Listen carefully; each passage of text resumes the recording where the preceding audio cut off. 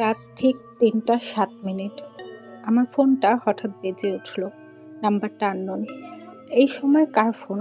ঘুম ভাঙা চোখে ধরতেই যাচ্ছিলাম। হঠাৎ মনে পড়ল, আমি তো একা থাকি। আর এই নম্বরটা আগে কখনো দেখিনি। কলটা কেটে গেল। ২ সেকেন্ড পর আবার কল। এবার রিসিভ করলাম। ওপাশ থেকে ফিসফিস করে একটা কণ্ঠ, দরজাটা খুলে দাও। আমি চমকে উঠলাম। বললাম, কে আপনি? কণ্ঠটা আবার বলল, তুমি তো জানো আমি কে। দরজার সামনে দাঁড়িয়ে আছি। আমার ঘরের দরজা ভেতর থেকে বন্ধ। হৃদস্পন্দন বেড়ে গেল। বললাম, ভুল নাম্বার মনে হয়। ওপাশে হালকা হাসি। তারপর কণ্ঠটা বলল, ভুল? তুমি তো আজই আমাকে দেখেছো। আমার মাথা ঝিমঝিম করতে লাগলো। আজ আজ তো আমি সারাদিন বাসায় ছিলাম। হঠাৎ মনে পড়ল, বিকেলে ছাদে কাপড় আনতে গিয়ে একটা পুরনো ফাঁকা ফ্ল্যাটের দরজার সামনে দাঁড়িয়েছিলাম। ভেতর থেকে তখন একটা মেয়ের কান্নার শব্দ এসেছিল। আমি ভয় পেয়ে সরে এসেছিলাম। ফোনের কণ্ঠটা আবার বলল, তুমি আমাকে ওখানে রেখে চলে এসেছিলে। আমার হাত কাঁপতে লাগলো। বললাম, আপনি কে? ওপাশে হঠাৎ গম্ভীর কণ্ঠ, আমি সেই মেয়ে যে ৫ বছর আগে এই ফ্ল্যাটে মারা গিয়েছিল। ফোনটা প্রায় হাত থেকে পড়েই যাচ্ছিল। ঠিক তখনই আমার দরজায় টক টক টক শব্দ। ধীরে ধীরে নখ। ফোনের কণ্ঠ ফিসফিস করে বলল, দরজাটা খুলে দাও। আমি ভেতরে ঢুকতে পারছি না। আমি চিৎকার করতে যাচ্ছিলাম, কিন্তু গলা দিয়ে শব্দ বের হচ্ছিল না। নখ আবার। টক টক। আমি দরজার দিকে চোখ দিয়ে তাকালাম। বাইরে কেউ নেই। হঠাৎ ফোনের কণ্ঠটা আমার কানের কাছে যেন ফিসফিস করে বলে উঠল, তুমি ভুল দিকে তাকাচ্ছ। আমার শ্বাস আটকে গেল।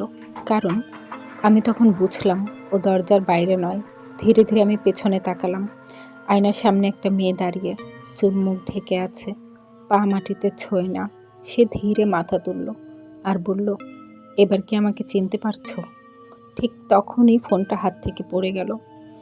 ঘড়ির দিকে তাকালাম। সময় ঠিক ৩টা ৭ মিনিট। ফোনে কোনো কলের রেকর্ড নেই, কিন্তু আয়নায় সে এখনো দাঁড়িয়ে আর আমার দিকে তাকিয়ে হাসছে। বারবার জিজ্ঞেস করতে লাগলাম, আমি কি তোমাকে চিনি? কোনো উত্তর দিল না। বারবার মনে হচ্ছিল কিছু একটা বোঝাতে চাচ্ছে। আমি ওকে জিজ্ঞেস করলাম, তুমি কে? আমি কি কখনো তোমাকে দেখেছি? বা তুমি কিভাবে এখানে আসলে? আমি তো দরজা খুলিনি। কিছু না বলে জোরে এক অট্ট হাসি দিয়ে সে এখান থেকে চলে গেল। আমার এই চ্যানেলটি টোটালি কিছু আর্ট এবং নিজেদের লাইফের কিছু হরর স্টোরি নিয়ে সাজানো, যেখানে আমাদের কিছু হরর স্টোরি এবং আপনাদের কিছু ঘটে যাওয়া এমন কিছু ভয়ানক কাহিনী বা এমন কিছু বাস্তব কাহিনী আমি তুলে ধরব। সো যদি কোনো ভুল ত্রুটি হয় অবশ্যই ক্ষমা সুন্দর দৃষ্টিতে দেখবেন। আর আপনাদের সাথে যদি এমন কিছু ঘটে থাকে যেটা রিয়েলিস্টিক বা হয়তো বা আপনাদের আত্মীয় স্বজনের বা ফ্রেন্ডদের সাথে ঘটেছে, যেগুলো আপনারা চান আমাদেরকে জানাতে এবং আমরা সেই গল্পগুলো তুলে ধরব, তাহলে সেগুলো আমাদেরকে কমেন্টে জানাবেন।